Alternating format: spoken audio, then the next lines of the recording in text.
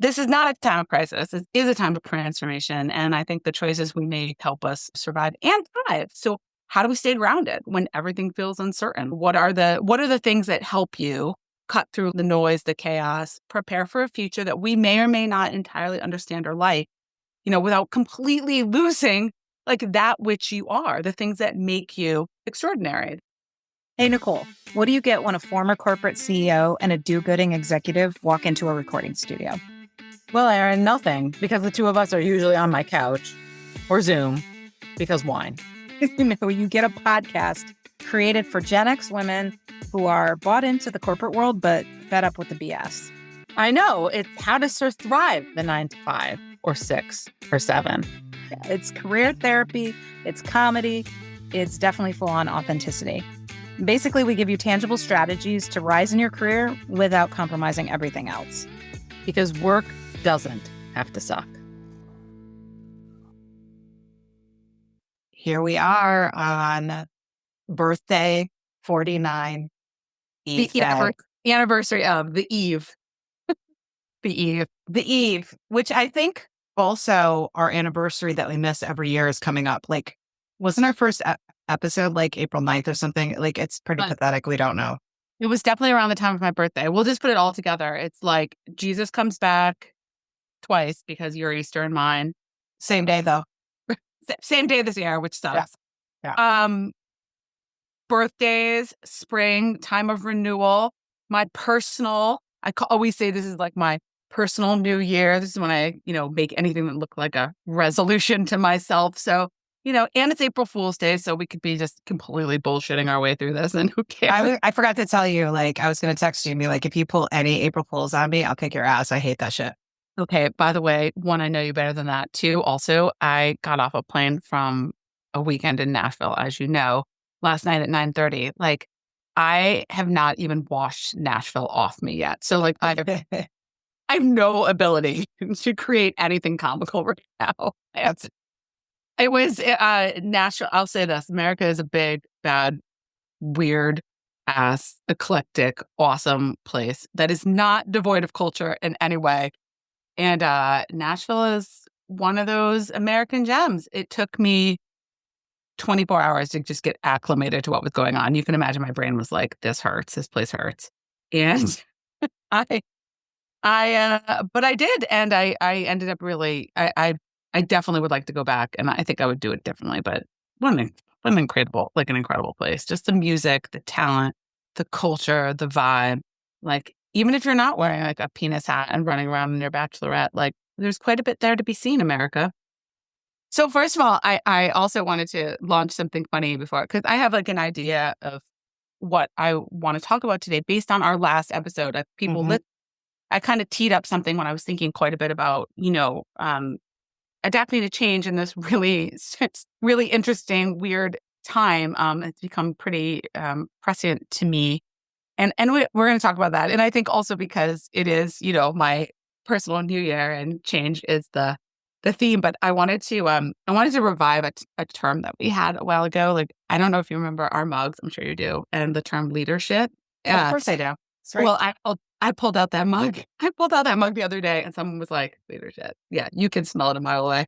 And I actually just was walking around the office with it, and one of my young attorneys was like, oh my God, that's the best thing ever. And now we started a running list of like what we're calling leadership terms. We've got a whole, like, this is just, we like to have a little fun. My whiteboard has become not just like how it used to be with a bunch of craziness, like Charlie Day style stuff written on it, but actually just has like funny things now.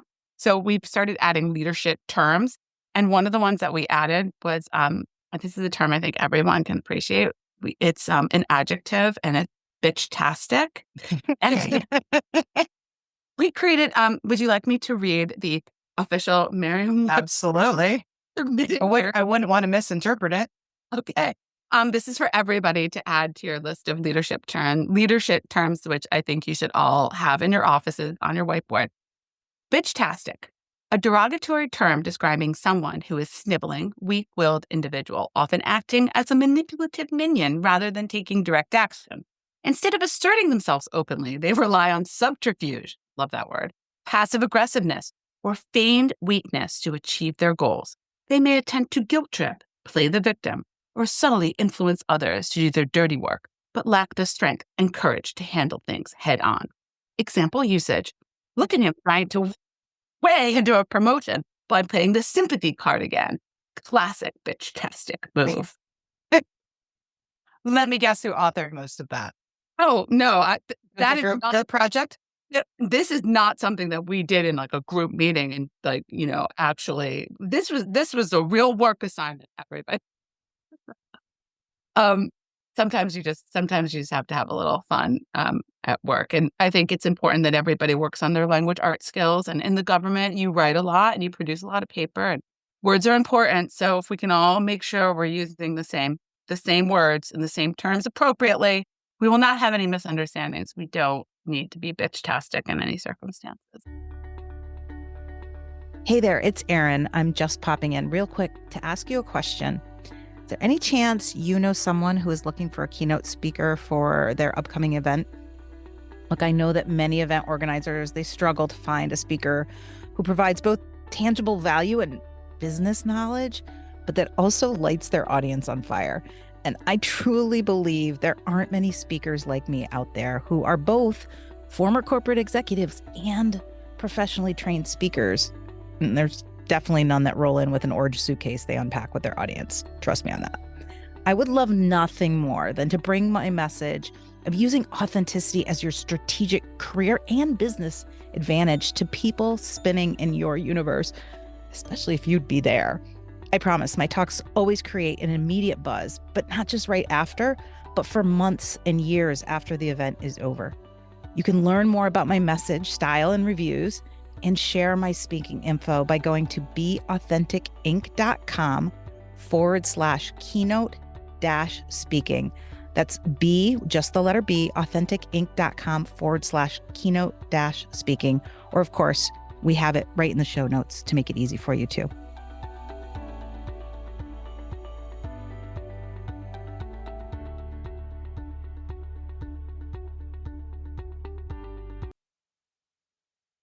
I would love to hear from our listeners their own leadership terms.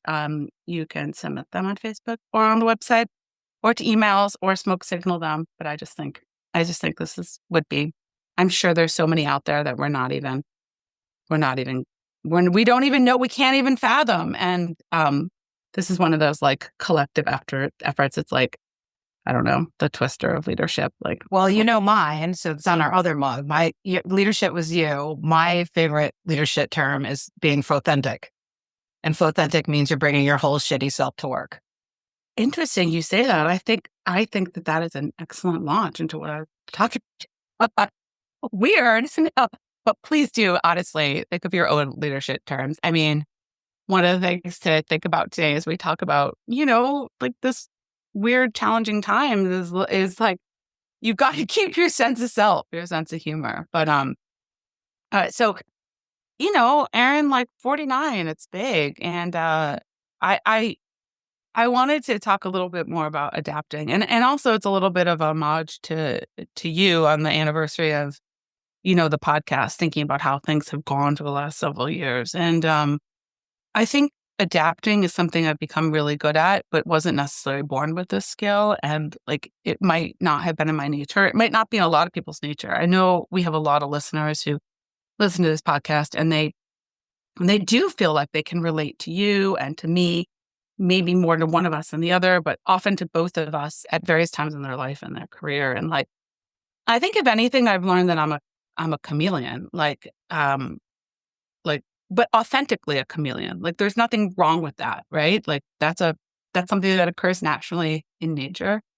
And I think I'm attracted to other chameleons. These people they can be fascinating and interesting and worldly, and they're often like incredibly misunderstood and often very private, right? Because they do operate in like a lot of different ways. And so I also wanted to bring back another classic term, which is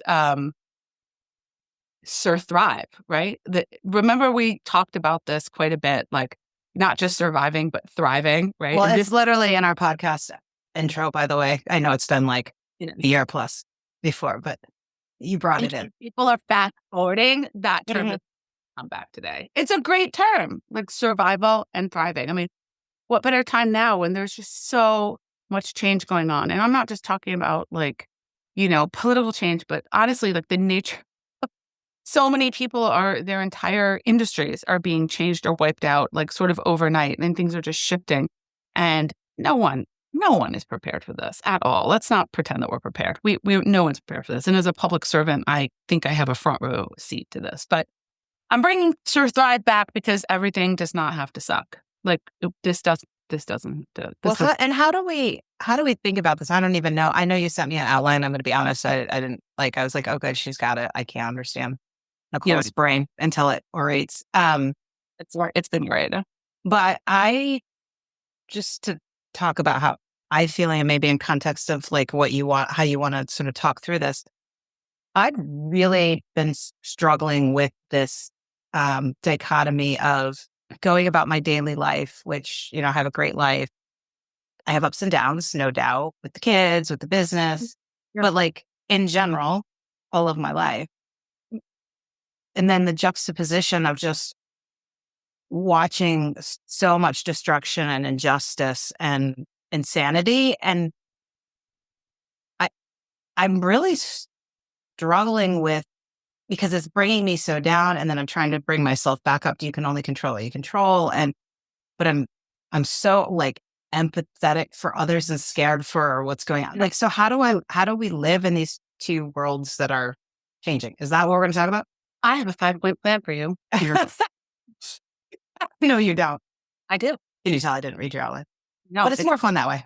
No, it is. But and first, and I don't think I don't want people to think I just pulled this out of my ass. Like I have been maybe prepared for this moment because of the last 5 years. COVID, all the changes in my life, good and bad. Like I had this punch in the face in every way in my life in COVID, as everybody knows, personally, professionally, physically. Like I had this, and I went through this. And so, and this podcast and you were really here for me to help me navigate that. So I kind of wanted to mention like a couple of things that got me here to this point. And then I do have like a very funny 5-point plan for everybody to move forward. But the first thing is that like I have gotten myself into therapy. Like I have had some therapy realizations, right? And therapy has been a place for me, like this podcast, to sort of go into my own mind. And like I've been reading, I don't know if you're familiar with the latest in self-helpery. His name is Young Pueblo. That's his pen name. He has written a lot of books, and he's kind of this new age sort of self-helpery guy. But he's a beautiful writer, and he's a poet. And if you're not familiar, you might see his stuff on Instagram and stuff. He's kind of one of these roomy guys that he gets pieces of his writing gets pulled out. And he just wrote a book called How to Love Better, and it's so interesting. Like the intro to the book, like I was like, oh my God, like, yes, this is what we have been doing. He basically says like, you're in the right place. You're in the right relationship, work, love, with yourself when you know that you are open to growth. And I was like, fuck yes. Step one, like you can love better, including yourself if you're open to growth. So the growth mindset here. And I think therapy is that. And for me, but one of the reasons why I was saying like, oh, I don't think change has been natural to me, or I guess maybe this whole concept of sort of like figuring it out, fitting in has not been natural to me, is because I've always believed in exceptionalism, right? Like that being average meant that you were failing, right? Fitting in and doing the thing and just dialing in or showing up or surviving wasn't exceptional. And I always felt like I was standing still when I wasn't being exceptional, right? I in fact remember an episode we did probably 5 years ago where in my mind you were just about sort of between tears and megaphone on a box, like talking about like it's not that hard, just be exceptional. Yeah. But yep, that was your mindset. That was my mindset, right? Like but I think sometimes you have to, like, it comes back to like your own leadership terms. Like sometimes you have to actually define what you're thinking. Like, and I think there are various ways to be exceptional, but expecting yourself to be exceptional all the time, different, unique, special, the best, whatever that is, like what that does is that it's like, you start to make your thriving based on overachieving, right? Right. You have to be very careful that being exceptional is authentic to you. Like there's an authentic piece of you, like whatever that is, that can make you exceptional and exception, different, special, whatever. But it doesn't mean you have to do more than others, which is, I think, what we often mean in the work environment when we say exceptional, more than others, right? Different than others, better than others. Like, I don't know, especially in this moment, if that's necessarily the way that we're going. We don't necessarily have all of that in our control. And it can really set us up, I think, for some form of, disappointment. And, when right now setting unrealistic expectations for ourselves is not the way to go, right? That's not the way we're going to get through this. Like, Well, and if I could just like jump in, yeah, please. I feel like my entire sort of philosophy, and I know authenticity is my word, but my entire sort of umbrella philosophy, like scream it from my box, is this concept of stop outworking others, start out uniquing them. And like, if I think about back to your definition, like when you think of exceptional, and I know the old Nicole, it was work hard, write as much as possible, do as much of the PowerPoint. It was more. Yeah. And I sort of operate under the philosophy of not exceptional, but of extraordinary, right? Like the more of us like be, it's better to be ordinary, extraordinary or unique than just working harder. I think you need to hold on to that term. I think extraordinary is different than exceptional. And it's okay to be exceptional in some areas. Make sure you understand what that definition means to you, right? Also, holding on to this concept that like change might not be like intrinsic to us, like the ability to navigate all of this change, but like it's okay that we feel a little underwhelmed by our own ability to do this. And also this ability sometimes to want to be exceptional maybe sometimes makes us hesitant to realize some of the change that we need to deal with, right? Like if you're always trying to be different or whatever, it's hard to sort of understand the flow. And sometimes the flow is what you need to sort of figure out, right? You need to figure out the tide, right? You need to figure out where the tides are going a little bit. So I think that there's a little bit right now of a level setting, right? We're just trying to figure out what the hell's going on. So I think some of the things that have come up for me in therapy that I think are probably relevant to this group that maybe prevented me from having like this natural ability to change early on, even though I do think learning to be a chameleon has been one of my best traits, is that like I never felt good enough, right? I never felt like I was always restless. I had this really strange self-indulgent kind of FOMO. Like I was never content. And I really believed that I deserved punishment. Like still today, I have a hard time talking about good things about myself because I feel like I'm going to be jinxed, like this weird superstition, whatever. But I have a natural feeling of being like, I'm just waiting to be punished. Like I deserve that somehow. And I think that there's some childhood and like cultural conditioning in there, which a lot of people can probably relate to. Like I grew up in a world, and I think your husband can relate to this, like very steeped in like sort of a poverty mindset and like a weird psychology, superstition. Conformity was survival, right? Individualism was seen as dangerous. It was seen as selfish. It was unacceptable. It was seditious, right? It was concerning. Like the pack has to survive. Like if one person is going to go off and do their own thing, then you're like leaving us all, And so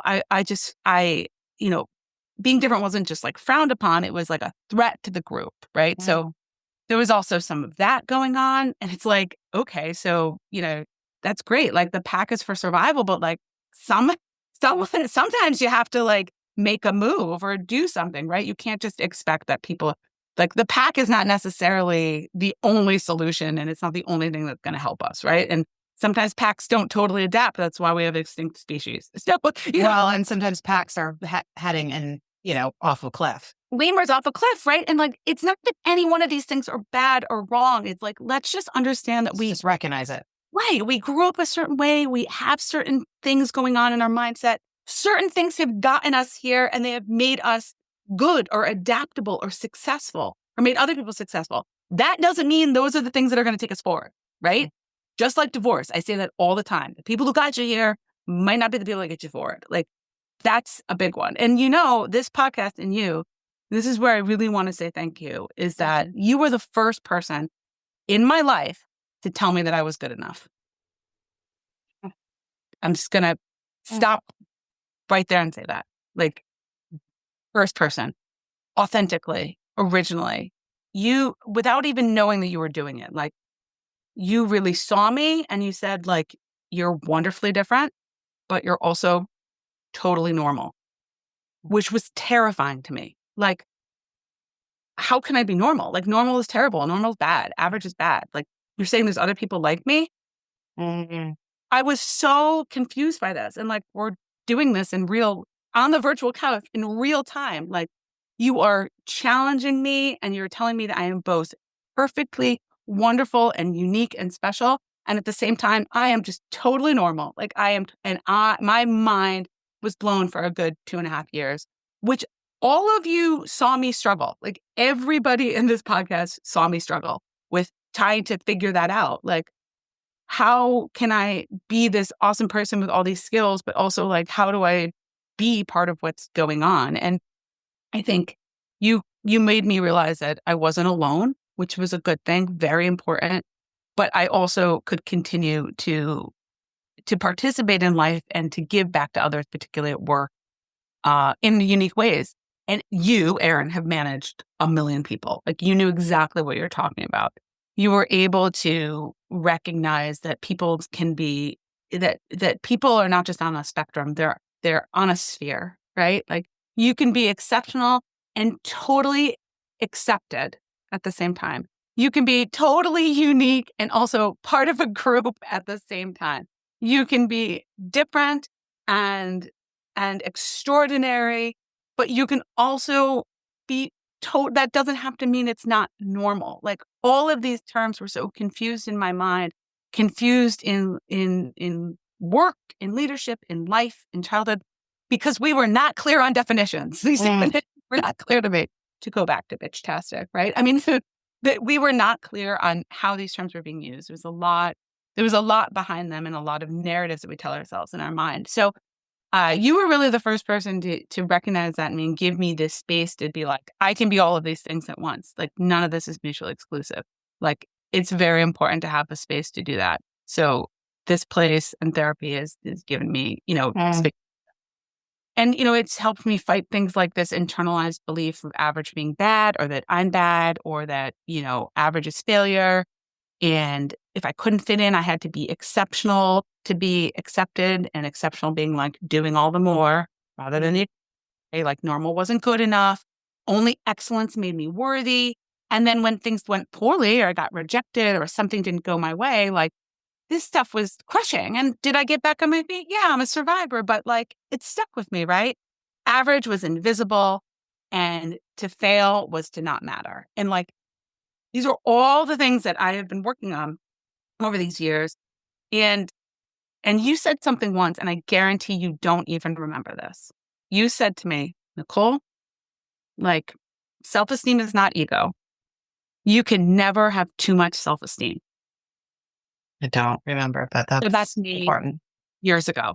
And that, I think, of all the things that has given me like the mindset to help myself over the last years and prepare me for the fucktardedness that is going on in the world now, is the fact that like, we can never have too much self-esteem, which is a belief in yourself, in every part of you, that there is something worthy and worthwhile and worth loving and worth giving, and has something to give and something to receive. And like, we just need to find that place right now to do that and to thrive. Right. So this space has given me sort of, I have had to face a lot of these things. And so I would say step 0, before we like think about, what are the ways forward, Step 0 is to have some honest fucking conversations with yourself. Be in the growth mindset, right? Yeah. Think about the terms you're using to describe yourself and others.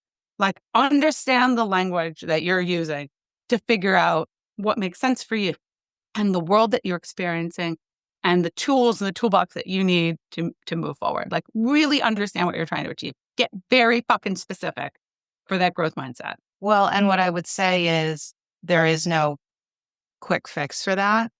You know, your major mode just happened to be a podcast followed by therapy. It's not memes on Instagram. It might be reading. It could be reading several books if that's it could be going away on a retreat and investing in a course. Like, I just also want to be really mindful. I could be listening to every damn episode of this, or at least the ones of Nicole and I, It the could 150 episodes we've probably recorded. But I want to make sure people recognize that don't get frustrated if you want to change and you wake up the next day and you don't. Like, it's not just me. You've put in the work, Nicole. Like, you've showed up to a podcast for 6 years where there's no income because we just still haven't monetized it. You're my reward, baby. You've showed up. You've showed up in a way too that's made me not want to quit, which I love to start things and not stop. And so you have gifted me, and it's not just the like, oh, Erin, you've helped me. Like, it's your energy and your positivity and your excitement. And, the couple like reflections. One, it's funny. I was watching, so I'm working on my new speaker reel with Sean, buddy Sean. And so that's forced me to watch, several former talks of mine. And one of the things that I love, and then I also question about me, like, I am not, like, I would love to be, but I don't know if I would love to be that like motivational speaker that comes on and tells people like, you are loved and all the things you say. Like, I guess I do say those things, but like when I see it, I'm like, God, I'm such a like tough love, sassy. Like, a lot of my talk is like no holds bar. I'm just like, look, here's what you're doing. It's shit. And here's the opportunity, so I'm a very like, Right. my growth mindset, but like in the way I do it. So I guess what I would say is, and obviously I get lots of positive feedback, but like I know my point is I've not always been easy to you, whether it's on record or off. Like, you admit, like I have sometimes taken you on Highway 95 straight to how I feel about some of the shit you're not getting over, or the way you're handling things. Intent, Erin, your intent has always been good. You were the first person to tell me that I was good, and you were just that I was good enough, and that you had some thoughts on how not only could I be better, but how things could be better for me. Mm.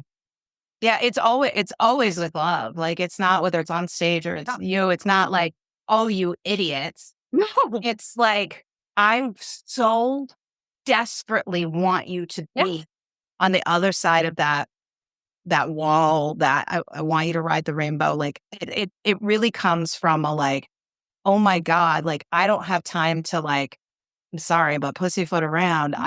I need to tell you like it is, because there is a better way to work. There's a better way to live. There's a better way to love. And to me, it's just like, it's so important to like recognize this concept of authenticity and not just from a fluffy, but like the depth of it, both in work and life. And then the other thing I'll say, and then I want to give the mic back to you. When you make these changes, you have to continue to work on it and apply it to all aspects of your life. So one of the things that came into my head too is, you have a friend that's visited several times, right? And before that happens, I hear semi-old Nicole trying to be exceptional. Like, I need to go get pastries and I know to plan the dinner, and or maybe it's not even just visit, it's with the family, and, it's Easter coming up. And so I guess my challenge to you, like, there's always new homework, is how do you continue to apply that, not just to work, which I know you do, but I think work has been the place, like, you've really like focused it. But how do you take that same mentality and apply it to family and friends and, visitors, etc. I definitely agree. And like, I'll go back to that book I'm reading by Young Pueblo, where he talks about like, you're in the right relationship with yourself and others when you have a growth mindset. And I do think that, and there's other things I'm working on that are tangentially related to this, having to do with attachments and, long-term thinking, but quite a bit of this. And I do agree that like some of the negative self-talk, I go back to these old memes, right? A lot of that is the superstition about just being happy, like about just being successful. Like rather than if I say it, this whole idea of like, if I say it and manifest it, it will happen. I have grown up with the opposite mindset, which is if you say it, like it will be ripped out of you and you will be bludgeoned to death. Like in the Arabic language, there's a word, mashallah, means thanks be to God. And like, well, it doesn't mean thanks be to God. It means like it's the will of God, basically. And the will of God, and people say that if you give someone a compliment, like your baby is beautiful. If you do not say mashallah after that, it's like you're cursing them. Like jinx. It's the jinx, right? It's the evil eye. It's the hand of Fatima, whatever it is. But it's like I hope you get this promotion. Mashallah, it is the will of God. Otherwise, what you're really saying is like, bless your heart, like it's not as genuine, right? So what I'm saying here is like I am trying to find all the ways to help us sort of navigate this time and to really believe that we have all of the tools within ourselves and around us to deal with what's coming next. And a lot is coming next. And it's not just like some pie in the sky, like some figure in the sky that is either like blessing us or cursing us, like, or in the White House or, in the Tesla factory. Like we are not simply, a product of that which we do not see or control, these weird omnipotent forces, whether or not we've elected them, right? Like this is a weird time. Kind of feels like for me, like maybe the pandemic or these weird political, economic, social shifts. Like I'm trying to believe more in myself and figure out what tools, the 5-point plan that we have, because I think one of the things that you said to me is that you feel like you're constantly in a state of crisis. Like I'm going to challenge that for a minute and to say like, that is unfortunately not a helpful mindset. Like it is not a time of crisis. It is a time of fucking transformation. We might not like it, but crisis and transformation are two totally different things. Crisis is short-term, transformation is long-term.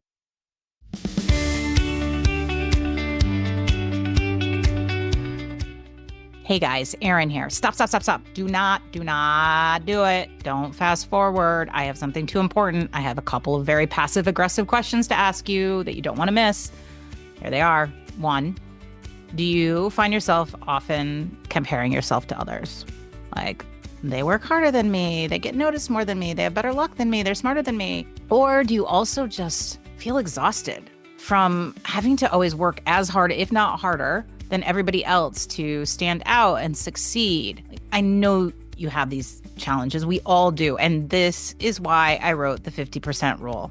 And I know you need to read another book like you need a hole in the head. But I'm telling you, this book and this rule, I'm obsessed with it. And it has changed my life. It has changed the lives of others around us. And it has also been the formula for success behind so many successful people. Savannah Bananas, Hamilton, Weird Al Yankovic. The 50% rule is the simplest shortcut to stop comparing, stop copying, stop chasing other people, and like literally compete in your league of your own. There isn't a day that doesn't go by where I stop myself and I'm like, oh, she did a talk that I wish I could do. She's got more. No, it doesn't matter. Because we don't compete in the same league. I compete in a league of my own because I am constantly 50% ruling things. So if you're interested in this concept, which, by the way, is more fun as a team sport, but at least start with yourself. You cannot miss this book. It's not only powerful, it's really freaking fun to read. That is always my number one goal. It was my number one goal with my first book. It's my number one goal with the 50% rule. I want to make it enjoyable to read it. Why? So that you read it. So if you feel like you are stuck with these comparison cramps or just all the symptoms that I talk about in the book of sleep running syndrome, self-doubt gout, and pioneer paralysis, and well, you have to read the book to find out more, then just go buy the darn book. Easiest way, go to Amazon, search the 50% rule, and I cannot wait to hear how you 50% rule things.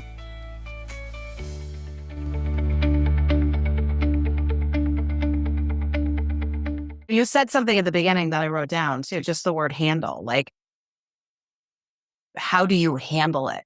And I don't think I've thought about handling it, navigating it in a tangible way, right? I've just thought about it through just anger and despair and resistance and reactiveness Yeah. versus like actually, your reaction versus your strategy, right? Like Right. operational, right? Those things. And I think the reason why I am also, and maybe it's just who I am, I'm very good in a crisis because, I used to do this for a living, right? With humanitarian aid work. But I also have worked really hard to understand transformation. I thought I was in a crisis in COVID when, my relationship was falling apart and my dad was dying and I was losing my career. I thought I was in a crisis. I was in a fucking transformation.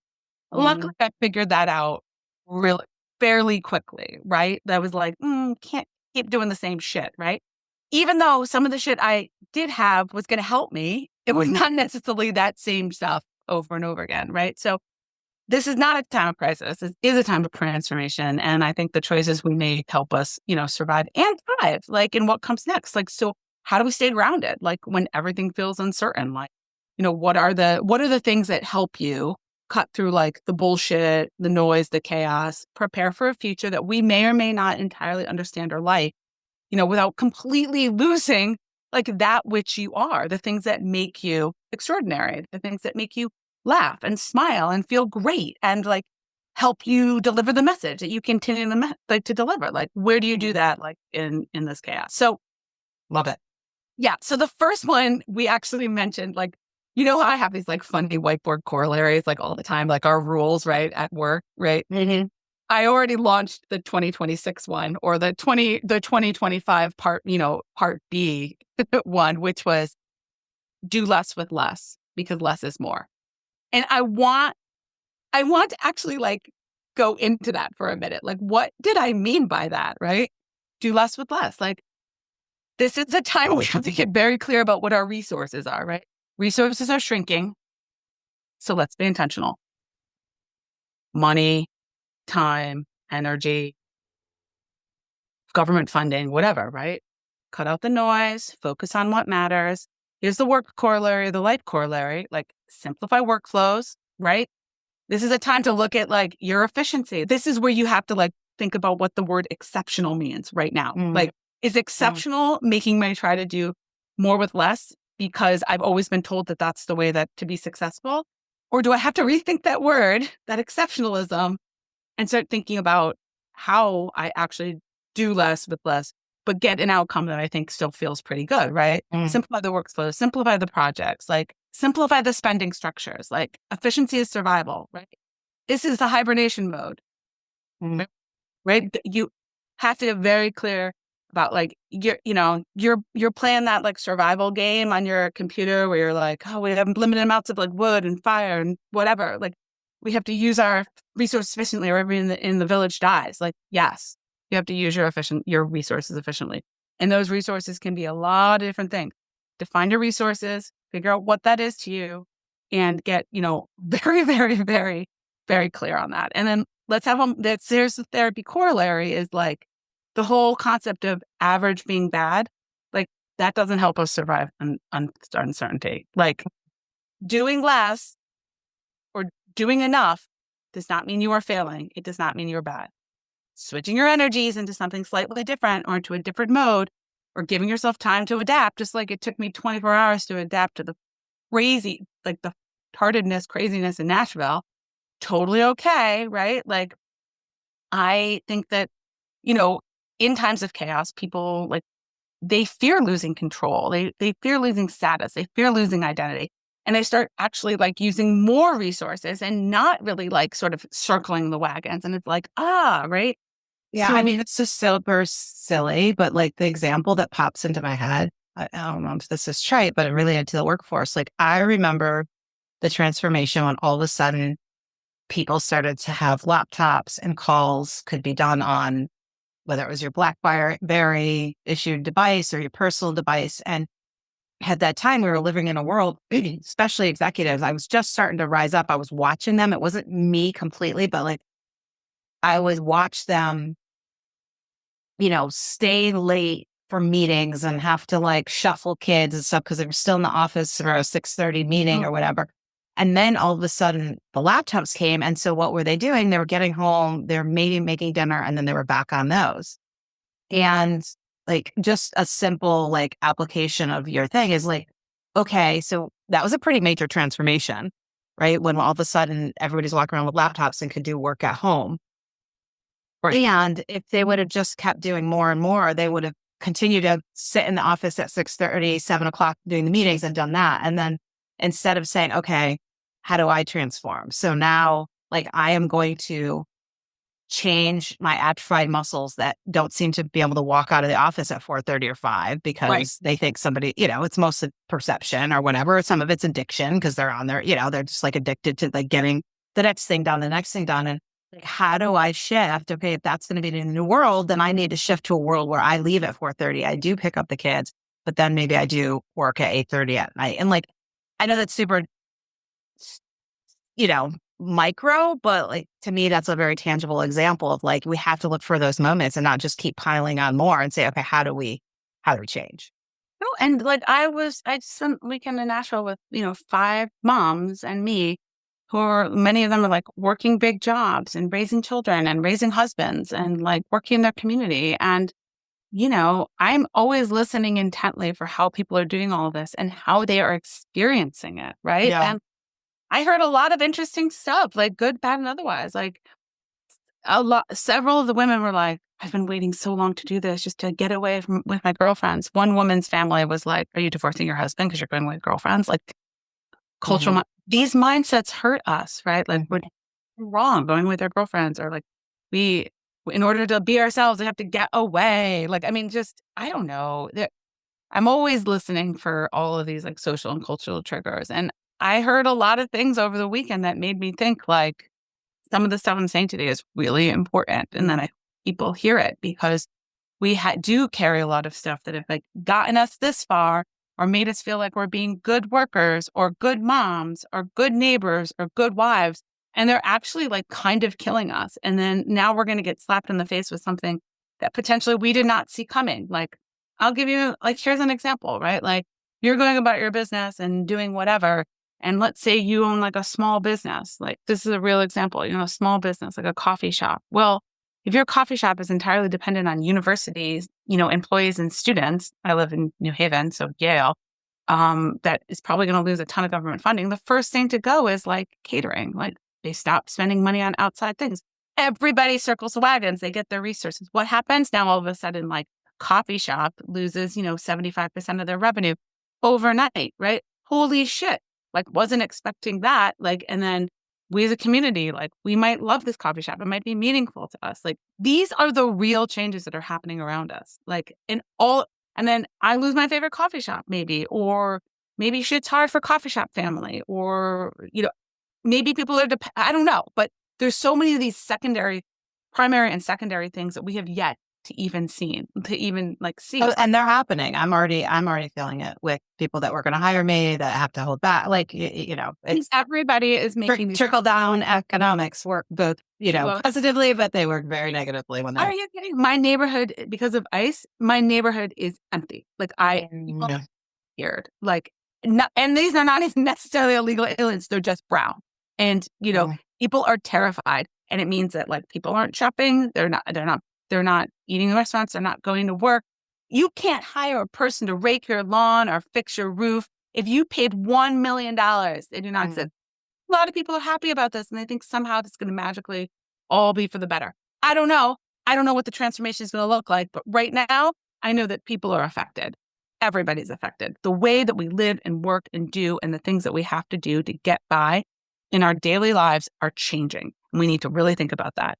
Less is more. And sometimes, like, you just need to be like, hey, we need to possibly think hard about what we're doing and what we care about, because we just have to be effective with our resources, and we don't know everything that's coming at me. We might not love it. We might fully support it. Doesn't mean that you might not find some discomfort in it, right? Yeah. So really get focused on that. I think number 2, and I don't care what it is that you believe, create a support network. I go back to my time in COVID when this podcast and really got me through. And that's when I took up yoga, and the modeling, like all of that stuff came out of this transformational time in my life when things looked as shitty as they could possibly look. I keep saying that because I want people to know that this was not like a place of empowerment where I was like, I feel good, I'm ready for change. It was the opposite. So punched in the face. No idea any of this was coming. Everybody was a witness to it. And I did not know what the fuck was going on. But you don't get through tough times alone. It could be colleagues, industry peers, friends to vent with, podcast. It could be us. I don't know. It could be the guy who delivers your groceries. I mean, build your circle, right? And this is where the pack mindset does come in a little bit. Strength in numbers can mean shared resources, ideas, and opportunities. But I'm going to say this again, which is just because you were a part of a pack, the one you grew up in or whatever, does not necessarily mean that that is the right place for you right now, or they're the right people, or they have the right mindset. You got to find your pack, but they got to be in your mindset. Yeah. So important. Right? It's so, and this is the therapy hub, right? This is the self-worth and support networks. Your struggle sort of, with your own self-worth sort of mirrors the importance of building a support network in uncertain times. We are uncertain right now. We need those who can mirror our strength or provide us strength or mirror the best parts of us, right? And Erin helped me find my value, right? And to give me that tool set and that mirror of reflection that I needed. We need to find those people to help us sort of survive these challenges, but also because, and this is one of the things that you've always said about authenticity. So I'm going to go back to that for a minute about what authenticity is. You've always likened it to connection. Connection is not just about individual achievement. It is not just about being exceptional. It is about doing the things that serve others and connection. So the connection, this is where that authenticity is going to help us to get through, right? Authenticity and connection. So yeah, that's a really important part of this, because I know we've been talking about these themes for a long time, and sometimes they can feel individualized or lofty, but that's why not only is this so what I wanted to talk about today, so much about just concepts, but it's really about definitions, words, language. I'm currently spending a lot of time studying a second language, and because it's really helping my brain. That's the Duolingo thing I was selling last time. But I thought a lot about the power of individual words and terms and sentence structures, and so that's why I keep going back to get your terms in order, right? So authenticity, connection, serving others, serving a group, not just about individual life, right? The third thing, and Erin, I think this is really, really important for you, is tuning out distractions, right? Yeah. I know it's hard. What directly impacts you? There's just too much noise. There's media panic. There's economic speculation. We all have to say, what actually right now is affecting my job, my family, my future, my happiness, my health, my wealth, my sanity. Your world might feel a little bit smaller. That's okay though, because I got a point for that. I got something to work on. I got concrete ideas for that, right?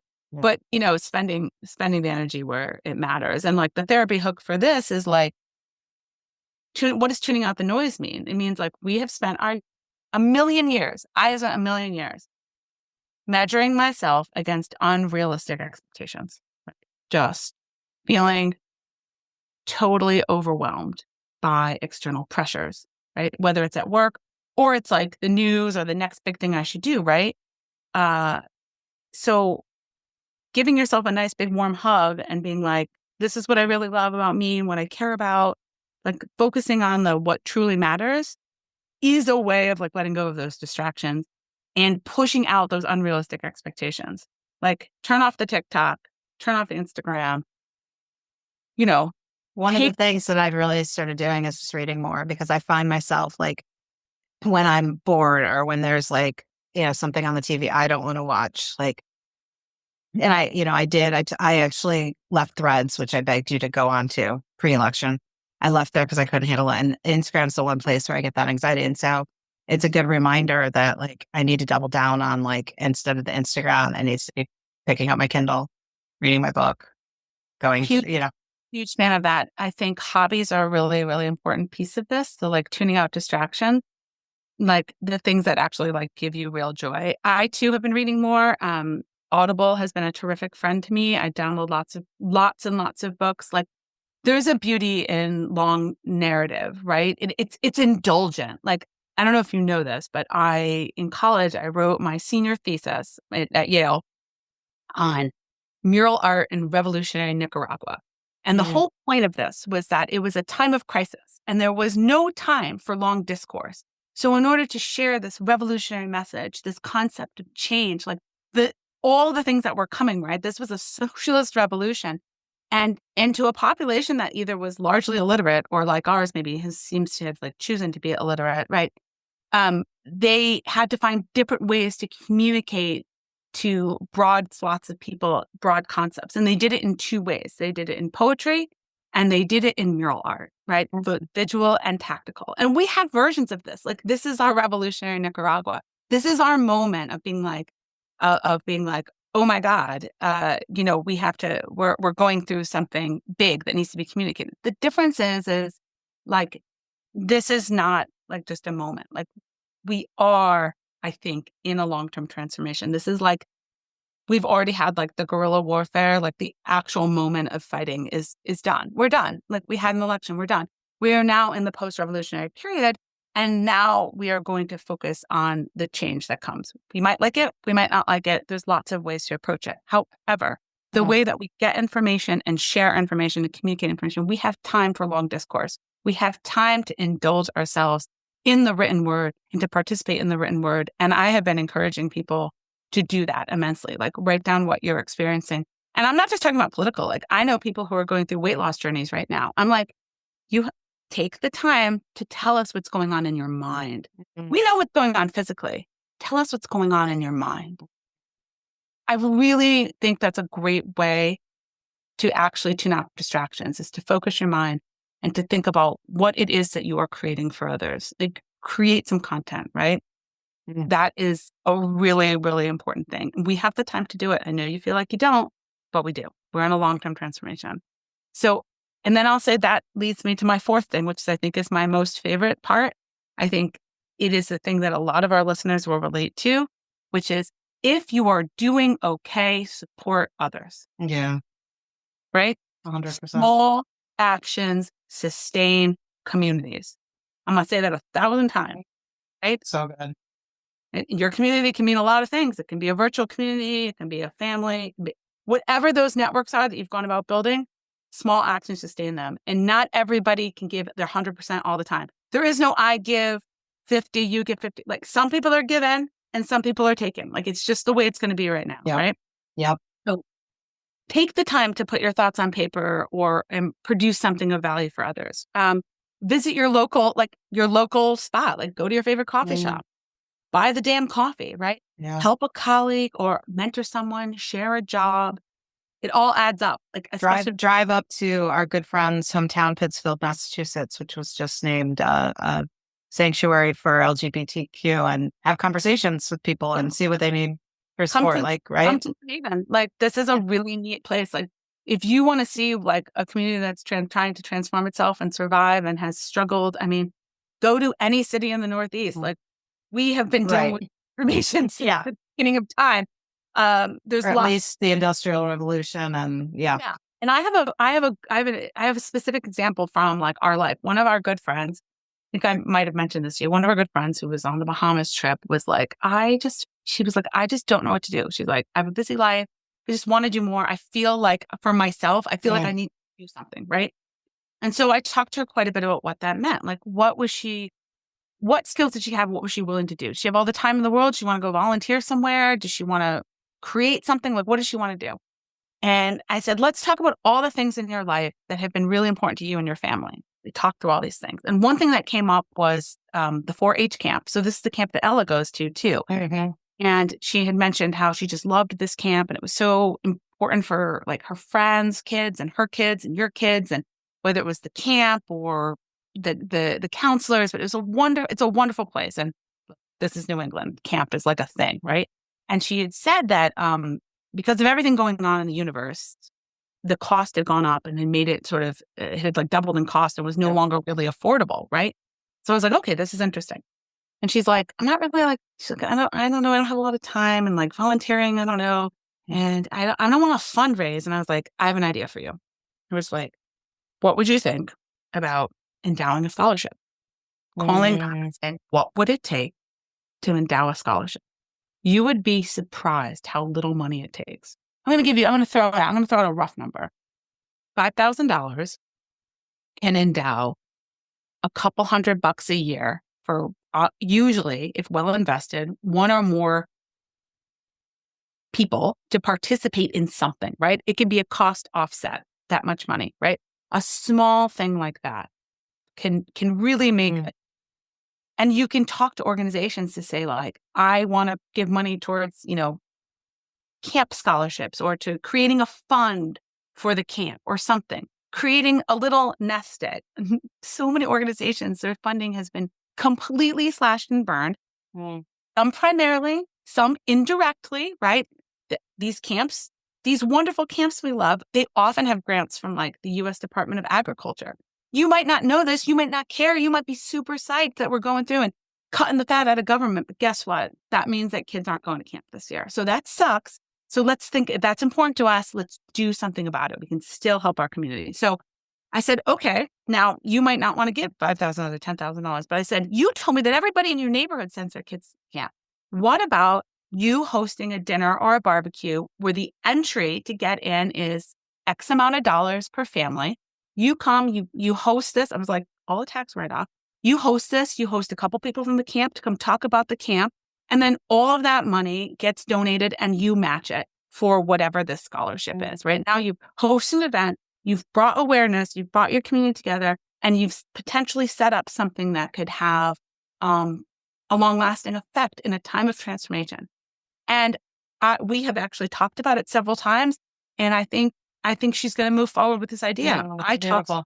Right? Like something as simple as this, people. Like and it doesn't take that much money. It could be, maybe it's a sports scholarship. Maybe it's not even long term. Maybe a family that's struggling and you help them offset their fees so their kid can play travel soccer. Like, let me tell you, I don't love sports. I don't love all this stuff. I think families are overscheduled, but some of this stuff brings us together. Like if I saw one thing this weekend, there were two things that brought everybody together in Nashville. It was music and sports. Look, I saw some crazy shit this weekend. I guarantee my politics were not totally aligned with most people. But we were all singing the same song and everyone was cheering on the same sports teams and drinking the same beers. And it was this moment of being like, we can continue to invest in the things that are meaningful to us that make us individuals. So I would say of all the things that I say, really think about what that means. And if you need specific ideas, like I am here to help. I know it's overwhelming to engage, but I really love the idea of, doing something that might have a longer lasting effect in perpetuity because, we are in a time of transformation. And that's kind of the last piece, which is like, look, this isn't just a moment. It is a shift, right? Like everything about how we're living our life right now is up for discussion, whether or not we like it, right? So we have to be adaptable. Like what made us exceptional or extraordinary before, it's helpful. Keep that with us, but it's okay to also dig into those other things that make us special that we might not have always loved and say like, these skills are skills that I need to bring to the forefront now. Like me being a chameleon, I always felt like that was bad. Like I was a bad person because I could like navigate any situation and I was maybe bringing, being your total authentic self. And Right. But except for the fact that like I was supporting what was needed in that moment. Like I have a friend of mine who always tells me, Nicole, you're a great middle. Like you're the Larry David definition of a middle at a dinner party. They put you in the middle and you like direct the conversation so that everybody is talking. That was me this weekend, right? You're the middle. Like that's the chameleon, that's the adapter. That's the piece of me that I downplayed that now I feel like I need to upplay, right? One of the definitions I often give in my talks about authenticity and authentic people is that they focus more on what's needed, not what's normal. And this concept of just like always like bucking and pushing through normal to focus on what's needed. But, you're being a chameleon isn't not being true to your authentic self if you're focused on being a different person based on what's needed for yourself and for others. Serving others, right? Like I was saying, I'm attracted to chameleons and like it's easy to distrust these people because you're like, I never know what you're going to get. And actually what they're giving you exactly what you need. Like good people with good intent, like, these are not people who are, they're not serpents who are shedding their skin. They're physically and changing to their environment. They exist for a reason. It is a defense mechanism. It's also like something that is a service to the world, right? Like this is not a bad thing. And I think the therapy hook on this is like, yes, we are in a time of transformation, but it's the preparation versus fear, right? Like, first of all, I'm going to go back to what we talked about before, where like self-esteem isn't ego, right? Past mindset equating success with exceptionalism. I'm realizing, nope, self-esteem is about preparedness, about self-trust. It's about adaptability, about finding those things about ourselves that we love, that we know that we have, that we've seen before, that sometimes we've been like, oh, that didn't serve.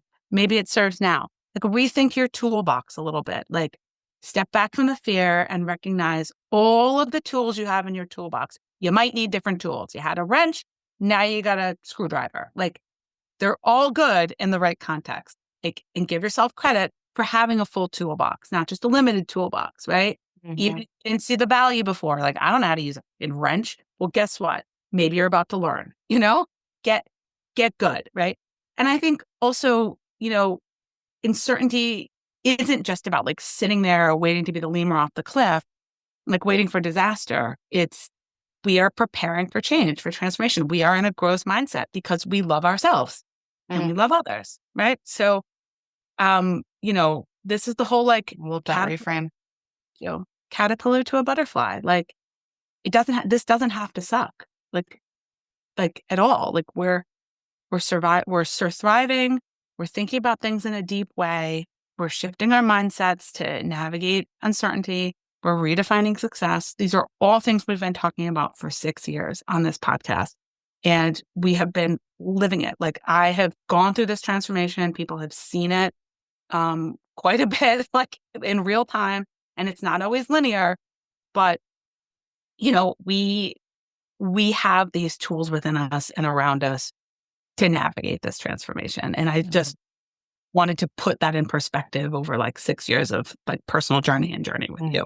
Well, thank you for, first of all, like being so vulnerable and appreciative. And, I know every once in a while we do this, right? We can't help it. We've been doing this journey for so long, like just, authentically and publicly sort of let each other know how much we appreciate each other. And I meant what I said that, I don't think I'd still be doing this podcast, whether it's our episodes or the interviews, if it weren't for you and just your energy. Like it's not something tangible. It's not like you project manage us. I mean, I mostly am the one, sort of keeping things going.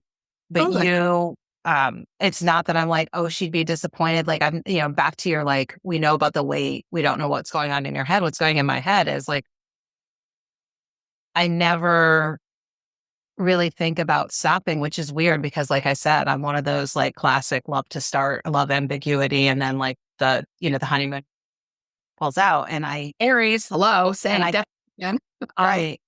And I can't point to money. I can't point to feedback. I mean, it's nice that like, obviously we're a top 2% podcast, so it's not like it's falling on deaf ears, but I can't point to anything particular. It's your aura, it's your energy, it's your positivity, it's your growth, not, and knowing that like, if you're growing, like Jesus, I would hope that other people listening are experiencing their own version of transformation. Yeah. And I'll remind people, like on the eve of my 49th birthday, God help me, my personal new year is that like, I was not, I wasn't looking to do this. Like you showed up and put a microphone in my face and then shit fell apart. Literally. Yeah. And like everyone, Literally. All of that in real time. Like, and, I probably wasn't even really open to it. And some of the stuff I said early on, I don't know, I've evolved from it, but, there is just, this is a really weird time and a lot of people are struggling, but like we have so much in ourselves and around us to dig into. And if I could also just say one thing that's really important is that Monday, Erin, was International Cleavage Day. I think who told you that? you told me that, but you had the wrong day. And I did. while we're celebrating things, I just wanted to come back to that because it's also really important to give yourself, like I said, the tools to survive. One of them is that I have basically given up wearing, but also at the same time, I have a lot of fabulous fashion that I want to wear. And my girls, 49 gravity, Erin. So I had a custom bra made. And you might know this, but I had to do like an online fitting of the bra.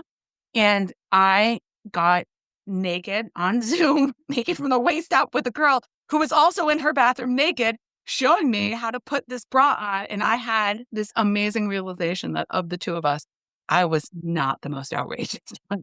You met your match. I have met my match. And she keeps showing up on my on my Facebook feed now with various bra fitting tips. And I'm like, oh my God, like there's a place in the world where like everybody's assets in their toolbox are usable. Well, I'll end us on this. If the bra fits, wear it.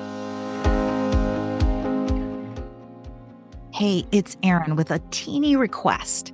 If you have ever gotten any value from this podcast and you'd like us to stick around, plus you want it to continue to grow so we can kind of swindle bigger and more knowledgeable guests to join us and to keep providing you with tangible and inspiring actions you can take to achieve the career and life you deserve, could you please just take 1 minute to leave us a rating and a review? Those reviews go a long way in attracting guests to the show, and candidly, they really make Nicole and I's day. We see you. We really do. So when you have the time and inspiration, we'd love to see a rating and review from you. Thank you.